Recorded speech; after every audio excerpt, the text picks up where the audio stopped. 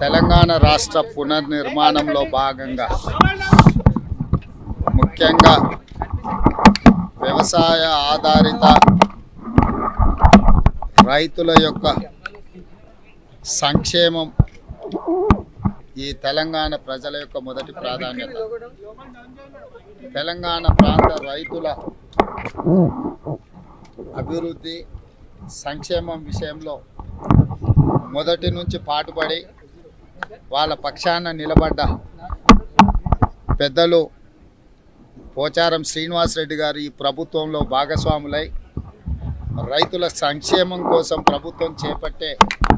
చర్యలలో భాగంగా వారి సలహాలు సూచనలు తీసుకుంటే తెలంగాణ రాష్ట్ర రైతాంగానికి మేలు జరుగుతుందన్న ఆలోచనతోటి వారిని కలిసి ప్రభుత్వానికి సహకరించి పెద్దలుగా మాకు అండగా నిలబడాలని నేను, మా ఉప ముఖ్యమంత్రి బట్టి విక్రమార్క గారు, మా రెవెన్యూ శాఖ మాత్యులు శ్రీనివాసరెడ్డి గారు, మాజీ కేంద్ర మంత్రి పార్లమెంట్ సభ్యులు బలరాం నాయక్ గారు, రామచందర్ నాయక్ గారు వారిని విజ్ఞప్తి చేయడం జరిగింది. వారు మా ప్రభుత్వం తీసుకుంటున్న రైతు మేలు జరిగే నిర్ణయాలను వారు ఇంకా ప్రోత్సహించడానికి ఈరోజు మంత్రివర్గంలో రైతు రుణమాఫీ విషయంలో జరగబోతున్న నిర్ణయాలను దృష్టిలో పెట్టుకొని మాతో చేరి ఈ ప్రభుత్వంలో భాగస్వాములై రైతులకు మేలు జరగాలని ఒక నిర్ణయానికి వచ్చి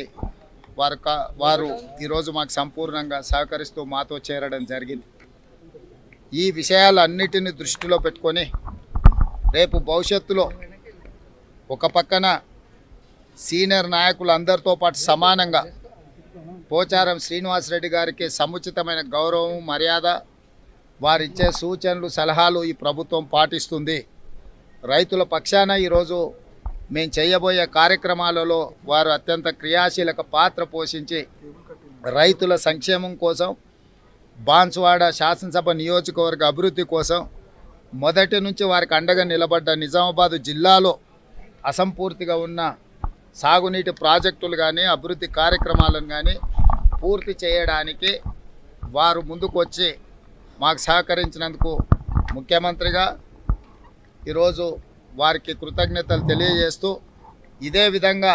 మీడియా మిత్రులు కూడా సహకరించి ఈ అభివృద్ధి కార్యక్రమాన్ని ముందుకు తీసుకువెళ్లాల్సిందిగా కోరుకుంటున్నాను.